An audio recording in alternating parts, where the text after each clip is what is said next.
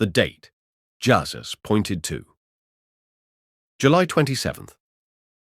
July 27th is not just a date, it's a divine alarm clock. For centuries, this day came and went like any other. But now, something has shifted.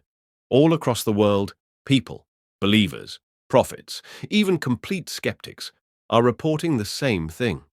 An unshakable feeling that something is coming. And it all points to July 27th. This isn't fear-mongering. This is spiritual alignment. The kind Jesus warned about when he said, "Watch and be ready." Not tomorrow. Now strange dreams, visions of fire and glory, a stirring in the heavens that no telescope can explain. July 27th isn't random, it's prophetic. And whether you're ready or not, it's coming. The prophetic trail to July 27th. The number 27 shows up in Scripture like a hidden code, buried under layers of meaning, waiting for the right moment to speak. That moment is now. In Genesis, it was the 27th day that marked the end of the flood, the day Noah stepped into a new world. In Daniel, the timeline of weeks and years leads to a pattern, one that lands exactly here if you trace it. And Jesus? He didn't name dates, but he named signs. Earthquakes, shaking, a falling away, followed by an awakening.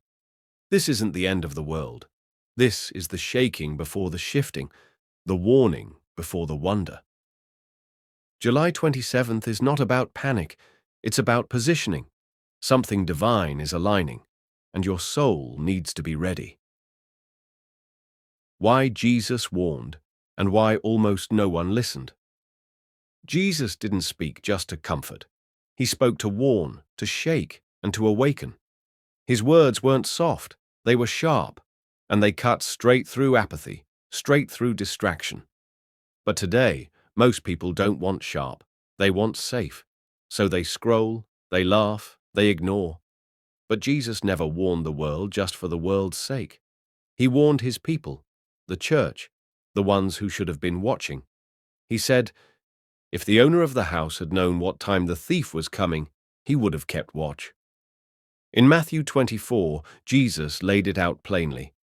Wars, rumors of wars, pestilence, earthquakes in various places, a world growing cold, divided, intoxicated by sin. And yet, his strongest warning wasn't about the signs. It was about the sleeping, the hearts that would become numb, the ears that would stop listening, the believers who would become too comfortable to care. Why did he warn us? Because he knew how easy it is to drift, to get lulled by routine, numbed by news, and hardened by delay. He knew we'd grow tired of waiting, that many would give up watching, that even pastors and prophets would get distracted by platforms and forget the voice that called them. But God is not late. He is not slow. He is precise. And he is patient. And when his spirit starts to stir, when messages begin aligning, when people across the world start feeling the same spiritual pressure at the same time, you better believe he's speaking. July 27th is not a random day. It's not a superstition. It's not hype. It's a divine checkpoint, a moment to pause and ask, have I been listening? Or have I been sleeping? Because Jesus doesn't scream to get your attention. He whispers and expects his people to draw near. Patterns from heaven. How God repeats warnings. God is not random. He is rhythmic. He is intentional. He doesn't just speak through prophecy. He speaks through patterns. And if you study the Bible closely, you'll notice something stunning. God's greatest moves don't happen on just any day. They happen on days he's marked long before the event. When the flood came in Noah's day, the rain didn't stop whenever. It stopped on the 27th day of the second month. That was the moment the ark came to rest. That was the day judgment ended, and new beginnings began. Fast forward. Look at the Israelites. Their journeys, their battles, their victories all fell on strategic days in alignment with God's calendar. Not man's calendar, God's. And those patterns, they haven't disappeared. They've just been ignored. God never changes, and when he moves once on a date, he often echoes it again. That's why prophetic voices today are saying, watch the dates, pay attention to the patterns, don't dismiss what's repeating. Think about it. What are the odds that in this exact season, believers around the world are dreaming of fire, doors, shifts, and waking up with one date heavy on their hearts, July 27th? You can't fake that. You can't coordinate that. This isn't fear. This is preparation. God is once again circling a date, not to scare us, but to position us, not to bring disaster, but to awaken destiny. Because before God moves in the physical, he always whispers in the spiritual. Before the rain comes, the sky gets quiet. Before the trumpet sounds, the spirit stirs.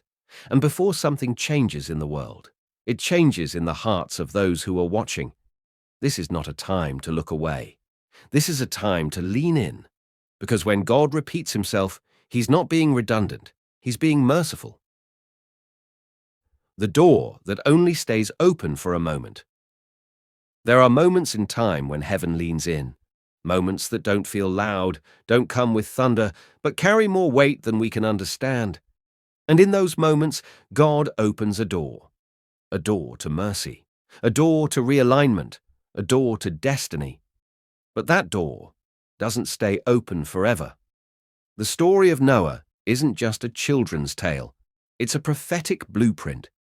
God told Noah to build the ark, to prepare, to obey, and then, after years of warning, God said, now, on a specific day, a divine appointment, the 27th day of the second month, the door was shut, not by Noah, not by man. God shut the door himself. And the moment that door closed, the opportunity ended. Everyone outside remained outside, not because they didn't believe a flood might come, but because they waited too long. Now hear this. We are living in a moment just like that. Not of rain, but of fire. Not of physical water, but spiritual cleansing. Not of animals boarding an ark, but souls deciding their alignment with heaven. The date July 27th keeps echoing, not because of fear, but because something is being offered. A door is being opened in the spirit, a shift, a moment of divine invitation. And the question is, will you walk through it? Or will you keep telling yourself you've got more time? Because here's the warning. When God closes a door, no one can open it. Not prayer, not regret, not tears. The moment passes. And the ones who meant to be ready are left on the outside wondering what they missed. This is not to terrify you. This is to awaken you. There is a moment coming, maybe quiet, maybe unnoticed, but it will be real. And the ones who are watching, praying, aligning, they'll walk through the door, and everything will change. What happens if you miss it? Most people think missing God's moment means your life gets wrecked overnight, but the truth is far more dangerous. You just slowly drift. There's no thunder, no explosion, no disaster, just silence. And in that silence, something subtle but tragic happens. God moves, and you didn't. The Bible is filled with people who missed their moment. Jerusalem, the chosen city, missed its own Savior. Jesus stood before them, ready to heal, redeem, restore. And yet he wept, saying, "You did not recognize the time of your visitation." Let that sink in. God was standing in front of them, and they didn't even know. They were too busy, too distracted, too spiritually dull. And the moment passed. This is what happens when we take these nudges lightly, when we ignore the repetition, when we silence the urgency in our spirit because we want just a little more time. If July 27th truly is a spiritual checkpoint, a moment heaven has circled, then ignoring it isn't just risky. It's devastating. Because what if this is the moment where God unlocks your next level, where he answers the prayer you forgot you prayed, where he seals something you desperately need, and you sleep through it? Missing it doesn't always look like punishment. Sometimes it just means you stay the same, while others accelerate, others rise. Others hear clearly while you remain in fog.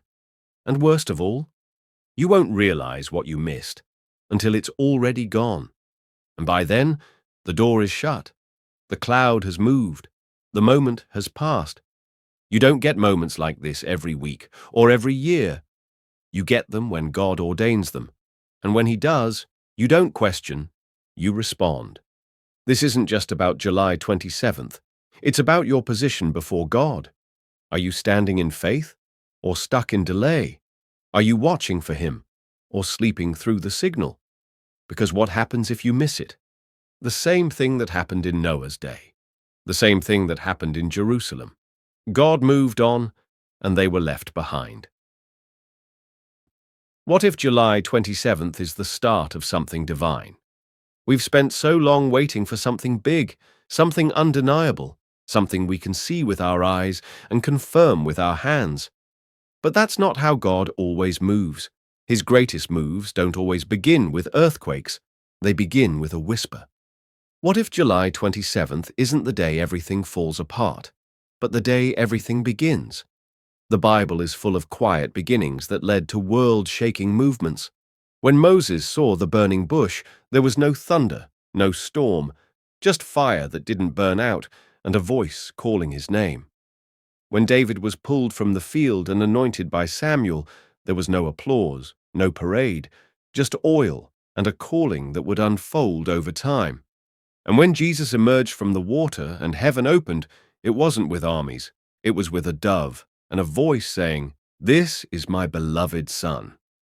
God often starts in silence, and then the shift begins. What if July 27th is that kind of moment? Not a date to fear, but a threshold to cross. A moment where heaven releases something into the lives of those who are listening. A moment where destinies begin to take shape, where callings are confirmed, where divine assignments are handed out. This isn't hype. This is heaven's pattern. God is stirring the hearts of people across the globe for one reason. He's about to move. And when He does, He always starts with a remnant, a group of people who are watching, praying, listening. People who are not trying to be famous but faithful. People who are not asking for a sign but saying, "Here I am, Lord. Send me." July 27th could be the moment heaven marks that remnant. The moment your eyes open to see what others miss. The moment your spirit catches fire and refuses to go back to normal. The beginning of something that won't look like revival to the world, but will feel like revival in your bones. It starts quiet. It starts small. But heaven always begins with a seed, and this might be the day God plants it in you. So ask yourself, what if this is the moment everything begins, and I've been chosen to carry it? You were chosen to hear this. Now choose your response. You didn't just end up here. You didn't just randomly land on this message because you were bored or scrolling. You were pulled into this moment by something or someone far bigger than an algorithm. God doesn't waste words, and He doesn't waste warnings. If you've heard this far, it means your name is on this, your life, your purpose, your next season.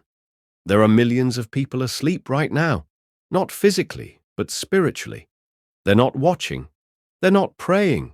They're not listening. But you heard something. You felt something. And that matters. Because when God calls, He starts with the ones who respond. Not the qualified, not the famous, not the perfect. Just the ones who say yes. He's not calling you to predict a date. He's calling you to prepare your heart, to live differently, to pray deeper, to fast, to listen, to press in. Because something is coming. And you've been invited into the front row of what heaven is doing. Now the choice is yours. You can ignore it, brush it off, tell yourself, maybe later. Or you can recognize that God doesn't always knock twice, that moments like these don't come every day, that when heaven speaks, it's not to entertain you, it's to activate you. So what's your response? Will you go back to normal or step into newness? Will you dismiss the nudge or answer the call? Will you watch this video and move on, or fall to your knees and ask God what He wants from you?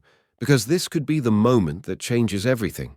not just for you, but for the people you're called to impact, your family, your friends, your generation. You were chosen to hear this. Now, choose your response. If this message spoke to your heart, don't forget to like the video. It helps us reach more souls with God's truth. And if you haven't already, hit subscribe and turn on the bell so you never miss a word of encouragement or revelation. Let's grow in faith together, one video at a time. God bless you.